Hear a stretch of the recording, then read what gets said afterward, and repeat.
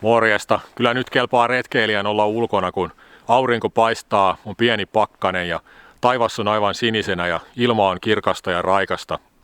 Pahimman pimeyden yli on päästy, nyt on helmikuun 4. päivä ja tästähän se vaan sitten valosammaksi muuttuu, kun kevättä kohti mennään. Lähdetään taas vähän retkelle. Kohteena on Helvetinjärvi. Nyt ollaan tässä Haukanhiedalla. Tästä mennään maaston läpi sitten tuonne puiston eteläpuolelle semmoiselle valkoisen tulipaikalle ja siellä vietetään sitten yö. Tervetuloa mukaan reissuun!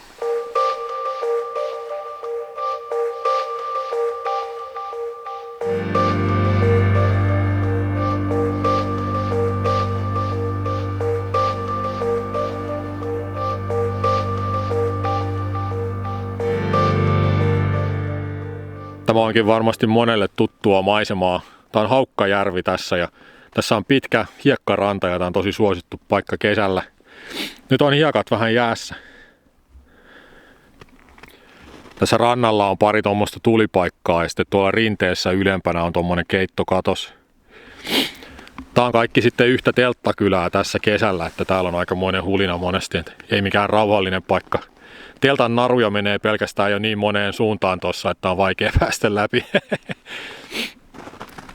Tuolla vastarannalla on sitten Heinälahden tulipaikka, joka on vähän hiljaisempi sitten kuin tää Haukanhieta. Pidetään se semmosena hiljaisempana, eikö? On sinne näköjään joku pilkkiä vetänyt pulkkansa tonne jäälle, kun jälki menee tossa, mutta en kyllä itse rohkenis lähteä jäille, että ainakin tuolla Tampereen ympärillä, missä mä liikun jatkuvasti, niin siellä on järvissä pelkästään kohvajäätä, että ei ole teräsjäätä oikeastaan lainkaan.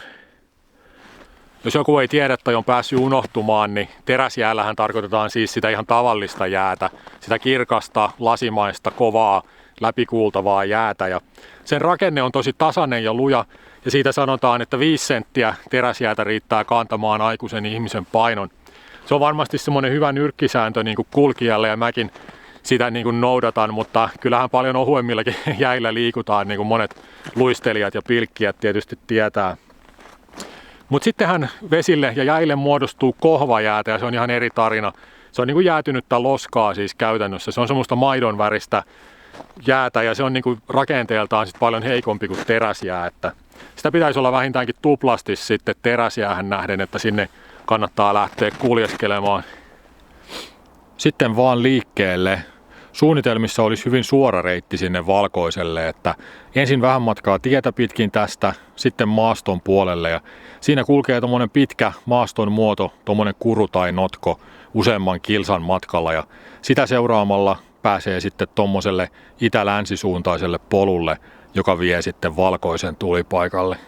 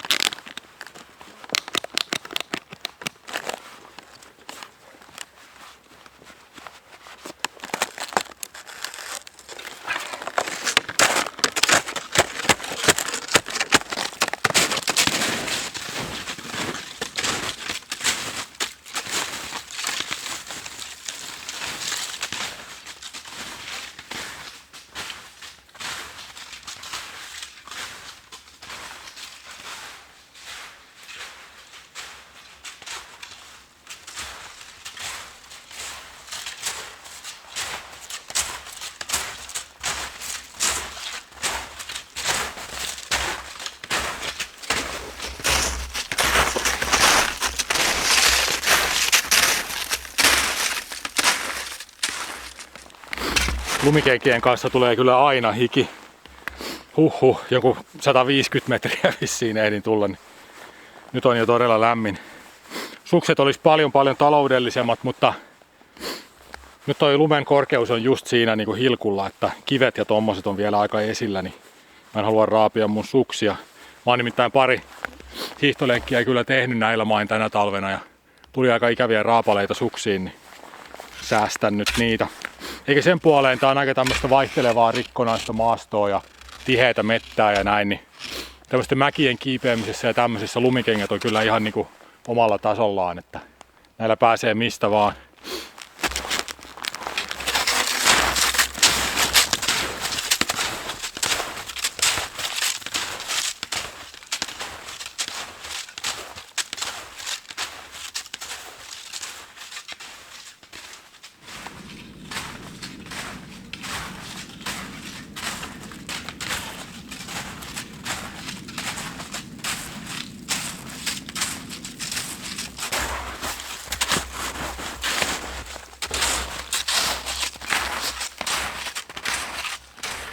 Joo, mä tulin semmoiset 1,5 kilsaa nyt aika lailla suoraan tuosta maaston läpi ja tämmöiselle Haukkajoen tielle nousin tossa. Tää on tämmönen vanha huoltomaton metsätie, parit moottorikelkan jäljet näkyy nyt olevan, ei muuta. Mä tulin siis tosta, sieltä tulee jäljet. Kunnon tiheikkä, piti oikein niinku puskea voimalla läpi ja toi reitti oli muutenkin tosi niinku hankala ja hidas, että oli märkkiä paikkoja ja ylämäkeä, alamäkeä, kaatuneita puita ja sitten tuommoista kuusikkoa, tuommoista tiheikköä. Ja mä tässä ajattelin, että kyllä mä varmaan nyt kumminkin jatkan tietä pitkin, että tää Haukkajoen tie menee siihen mun määränpään lähettyville. Se kiertää jonkun verran, että ei ole missään nimessä mikään suora reitti, mutta mun ei tarvitsisi välittää sitten tuosta pimeän tulosta, kun aurinko on tuossa jo menossa mailleen. Ja mulla meni varmaan tuossa tunti ainakin tuossa 1,5 kilsassa, niin se tarkoittaisi käytännössä, että jos mä jatkan tästä niin kuin suoraan maaston läpi sinne Valkoiselle päin, niin mulla tulisi tosi pitkän matkaa todennäköisesti niin kuin pimeässä menemistä ja se on aika rasittavaa, kun on ihan niin kuin ennalta tuntematon maasto ja hidasta ja hankalaa kulkua. Mä ostin vähän tuommoista graavilohta, niin mä syön sitä tässä pikkusen välillä ja jatkan sitten tietä pitkin. Noi suunnitelmat on useasti kartalla paremman näköisiä kuin mitä ne on sitten käytännössä. Ei toi siis mikään mahdoton. Mä huomenna sitten teen arvion siitä, että jos mä pääsisin huomenna ajoissa liikkeelle, että tulisiko toiseen suuntaan sitten suorinta tietä tuosta maaston läpi. Mä haluaisin nähdä sen niin kuin kurun tai sen, mikä se nyt onkaan se Rontoon horha tossa, semmonen pitkä maaston muoto. Niin haluaisin kyllä tosi paljon kulkea sen reitin.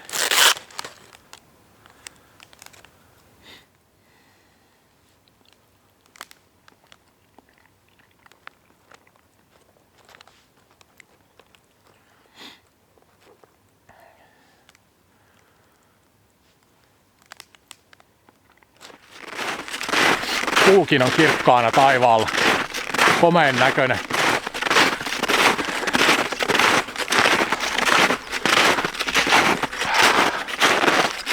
Joo, nämä mun reissut on tämmöisiä niinku hupireissuja, että en mä niinku ota mitään paineita siitä, että jos suunnitelmat vähän muuttuu ja näin, että en mä oon täällä niinku sen takia, että mun pitäisi todistaa jollekulle jotakin, vaan mä oon täällä niinku nauttimassa ulkona olemisesta ja luonnosta ja metsästä, hiljaisuudesta. Ja nämä on tämmöisiä niinku mun näköisiä seikkailuja, mitä mä teen. Välillä ne on vähän isompia seikkailuja ja monesti ne on vähän pienempiä seikkailuja ja sillä lailla, mutta kuitenkin semmosia pikku irtiottoja ja mukavia retkiä aina. Ja mä teen aina jonkunmoisen suunnitelman ennen lähtöä, mutta nykyään etenkin mä aika herkästi muutan niitä sitten, että jos olosuhteet jotenkin haraakin vastaan tai sillä lailla mä en ollutkaan osannut ajatella jotakin niin kuin siinä suunnitelmia tehdessä ja näin, niin mä aika herkästi vaan sitten muutan suunnitelmaa extempore ja siitä on tullut mun tyylikin tavallaan ja en mä ota siitä mitään paineita.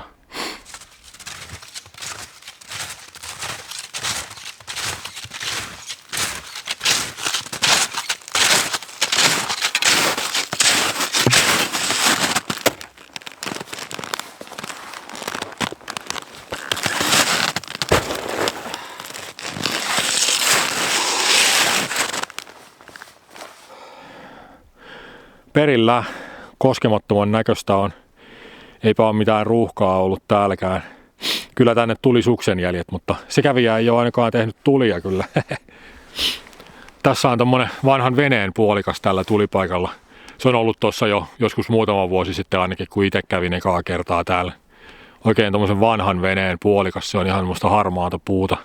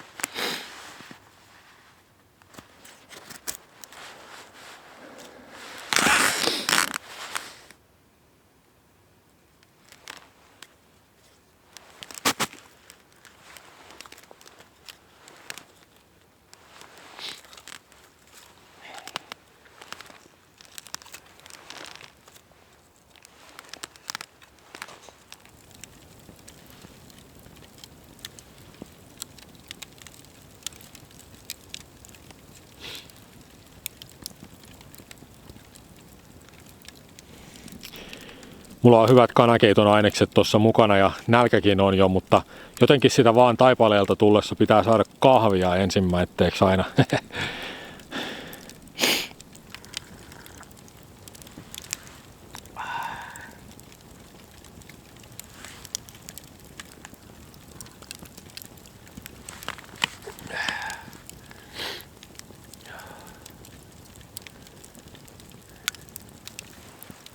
No sitten sitä kanakeittoa. Siihen tulee tietenkin kanasuikaletta, sitten keittojuureksia tosta jonkun verran, kanaliemifondi. Mä tykkään retkilläkin nykyään pitää näitä aina mukana. Mun mielestä tää on selkeästi parempi kuin liemikuutio, tää tämmönen fondi. Sitten kookosmaitoa pari desiä. Tää antaa tosi paljon semmoista täyteläisyyttä ja makua siihen. Tosi hyvää kyllä. Sitten yksi punainen chili, pilkon tän sinne sekaan. Ei siinä ihmeempiä. Ainekset kattilaan ja rauhallinen hauduttelu jonkun aikaa. Hyvää tulee.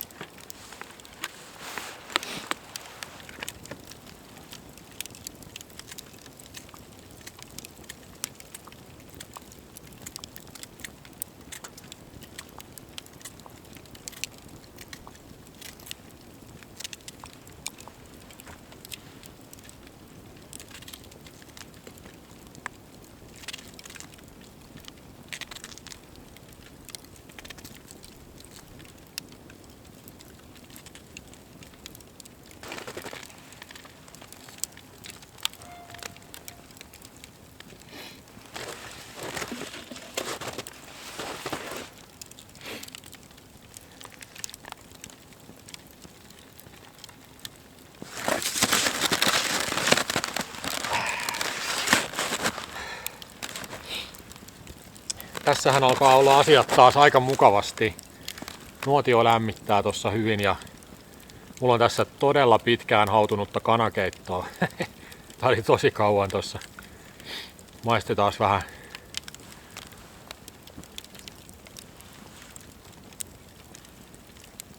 Tuo kookosmaito tekee niin paljon tässä, että todella hyvää. toi chili, minkä mä laitoin, niin se on joku tämmönen marketin punainen medium chili, ei mikään siis sillä lailla kovin tulinen, mutta tekee se tommosen pienen potkun tuohon ruokaan kuitenkin. Sopii tämmöiselle pakkaskelille oikein hyvin. Kyllä nämä tämmöiset hetket, kuulkaa vaan, on nämä aika mukavia täällä. Tässä on omat niinku epämukavuutensa, mutta sitten ne mukavat jutut ei tuntuisi niin hyvältä, ellei olisi ensin vähän niinku nähnyt vaivaa tänne päästäkseen ja sillä lailla. Että tosi mukavia tämmöiset yhden yön reissutkin.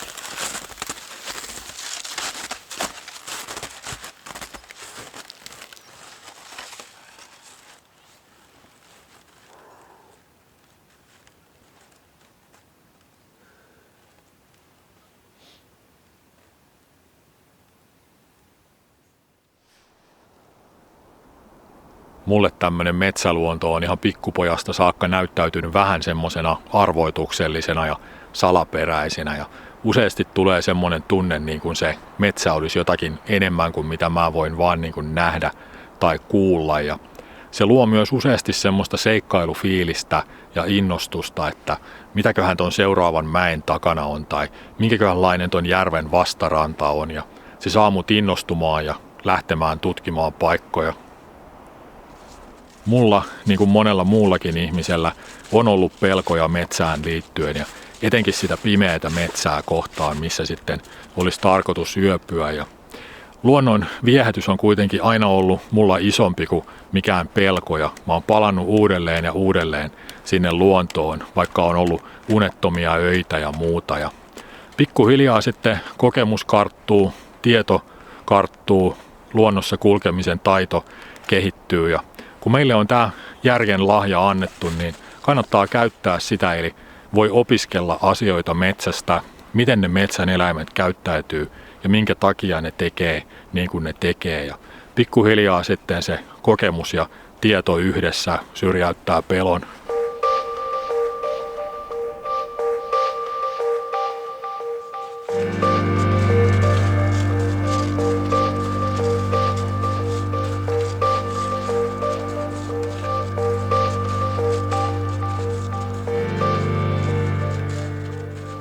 No niin, näin on taas vuorokausi elämästä käytetty oikein hyvin, ja mä oon takas täällä Haukanhiedalla. Mä tulin samaa reittiä kuin meninkin, eli se Rontoonhorha jäi nyt vielä kulkematta, mutta tuskinpa se sieltä mihinkään häviää, niin jollain toisella kertaa sitten. Kiitoksia taas seurasta. Jos oot kiinnostunut luontoalan ammattitutkinnosta tai haluat muuten vaan seurata mun tekemisiä siellä, niin seuraa mun eräopaskoulu-vlogia. Siitä löytyy oma soittolistansa kanavan etusivulta, että sieltä löytyy kaikki sen sarjan videot sitten. Ne on semmosia lyhyitä raportteja eräopaskoulun etenemisestä. Mutta nyt lopetellaan tähän. Tämä reissu on päätöksessä. Kiitoksia seurasta. Seuraavassa videossa jatketaan. Morjens!